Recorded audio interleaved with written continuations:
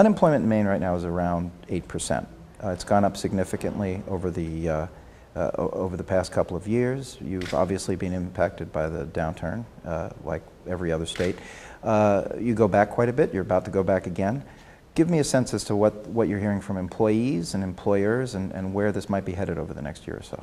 Well, what I have certainly had discerned from my conversations and doing Main Street tours, which I do frequently because it's the best way to elicit the views and the conditions of the economy in our small communities throughout Maine. And so I did that throughout the course of August. And what I learned is that this economic downturn is pervasive. I mean, it's affecting all facets of life. For employers, it's the uncertainty. In some cases, the certainty of the policies is, that are coming down from Washington, most significantly with respect to taxes, as well as regulation.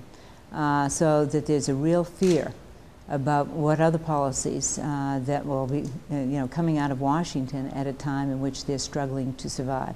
They're trying to figure out ways to survive in spite of the climate, in spite of the lessening of demand, in spite of the policies that are adding more cost to doing business. So they're not willing to take the kinds of risks ordinarily because of the stagnation in economic growth. So they're not prepared to move forward. And you can't say, I certainly can't blame them. And secondly, about the tax policies and the direction that Washington, Congress, and the administration has taken has really created, I think, reverberations across the economic landscape. And I think Maine is a microcosm of that across the country. Now, your tone on this has changed fairly significantly since President Obama's inauguration. I think it's fair to say that the administration and Democrats on the Hill saw you as being one of the most significant swing votes. Recently, you voted against the jobs bill in the Senate, and you voted against other issues such as the defense reauthorization with the don't ask, don't tell provision in it.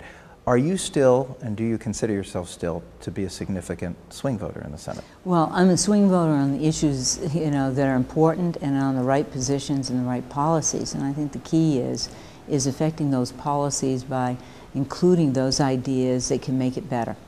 And I think that's the key, certainly in the United States Senate, for every member of the United States Senate, is to be able to work and affect the policies that can make a difference.